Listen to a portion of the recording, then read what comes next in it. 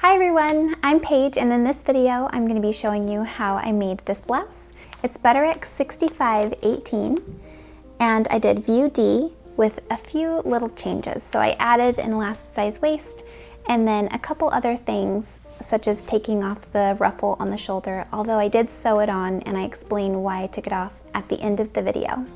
I made this shirt out of a woven cotton gifted to me by Minerva Crafts. You can see a link to their website below where they have tons of fabrics and craft supplies, and I'll leave links to this fabric and some similar colorways as well. So let's get right into the tutorial. Here I've got my pattern, Butterick 6518, and I'll be sewing view D. And here is the instruction packet for cutting out all the pieces and the directions. I'll be following along with these directions, but sometimes in a different order with extra steps. So just follow along using both tools if you're gonna make this. The first thing I'm gonna do is stitch the back seam that's gonna be open for the ruffle at the back of the neck. And then stitch the corners together. And I used a French seam for the corners. And then for a mitered corner on all four corners, fold it like you're going to be making the seam to find the center point. And from that, you're going to fold it right sides together and then stitch halfway at a right angle. And then clip the excess from that corner and turn it right side facing out and poke that corner out.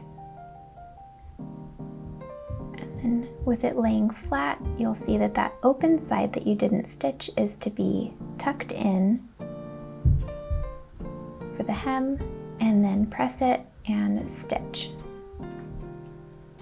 So I pressed everything and stitched continuously around the perimeter.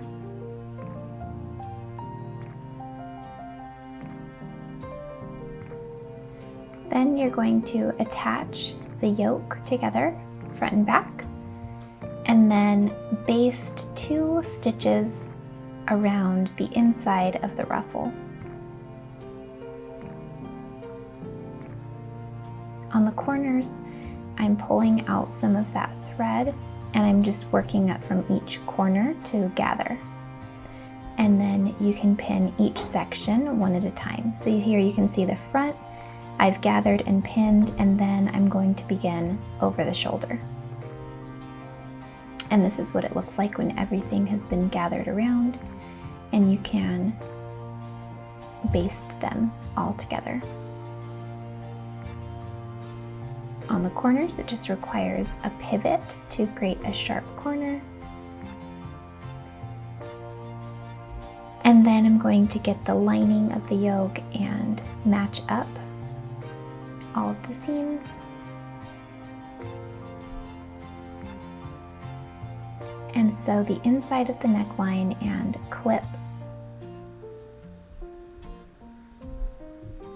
And then you're going to pull it to the side and understitch into the lining.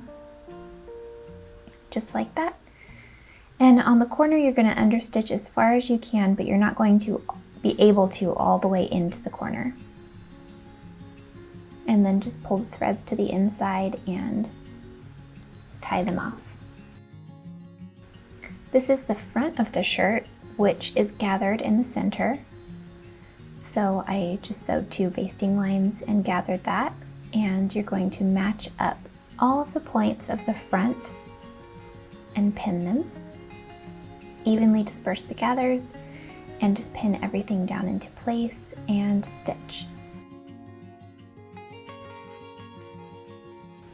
And you can see from the front, it's taking shape and looking how it's supposed to.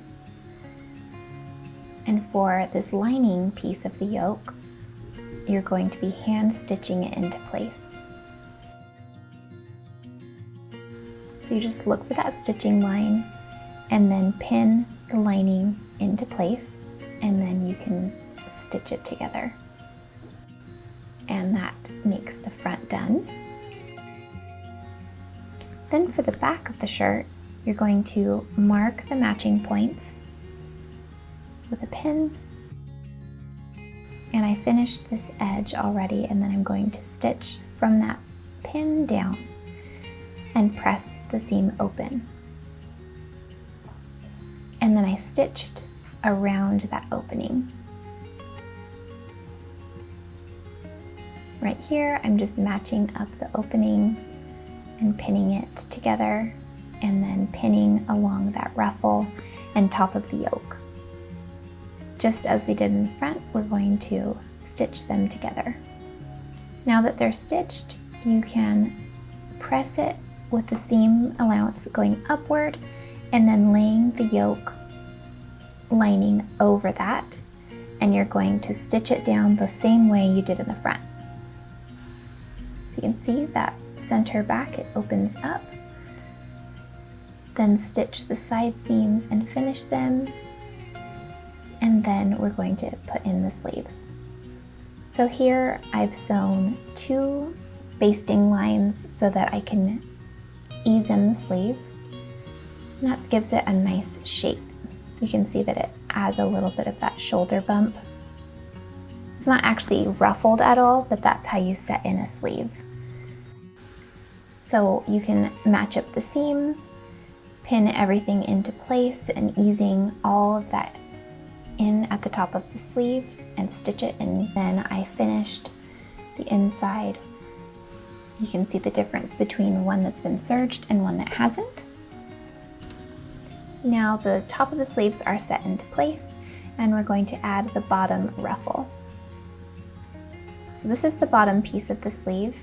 I finished both sides of the seam allowance with my serger and then stitched the seam allowance.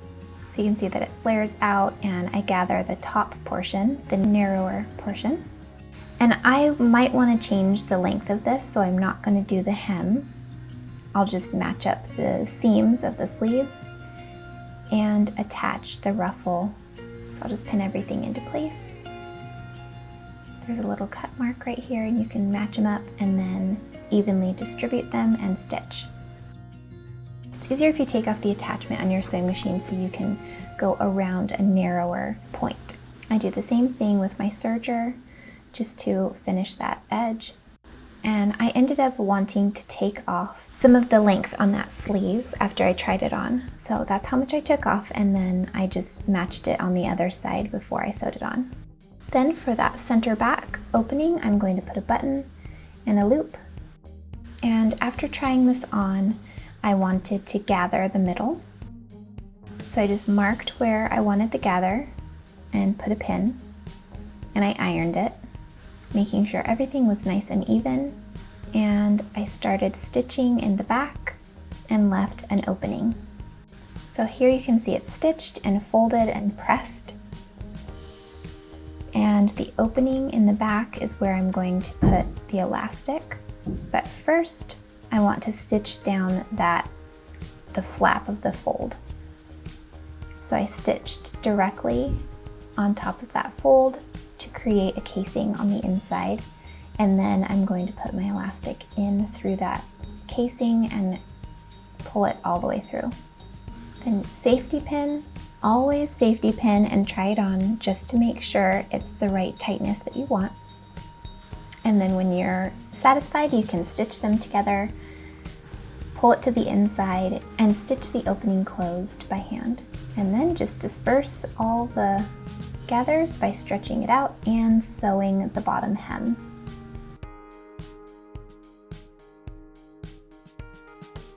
After sewing the hem of the shirt, I put it on, and I realized there was something about the shirt that I didn't love, and it was the ruffle on the shoulder. I kept fussing with it and not liking it, and my husband suggested that I just take the shirt apart and take the ruffle off, and I thought, oh my gosh, I can't do that after all that work.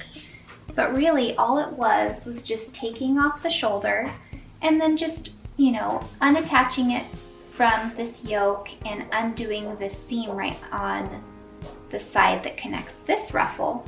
And then I just sewed this ruffle right into this seam on the front and the back and put it back on. And it really wasn't that big of a change, and it wasn't very time consuming, and it made all the difference in the shirt. So I'm gonna take this other ruffle off and the shirt will be done and I will love it. all the more.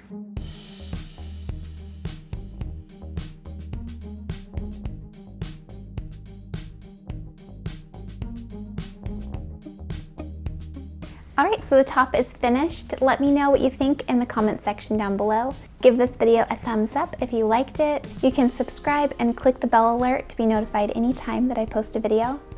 Until next time, go get creative and make a blouse that you love. Bye.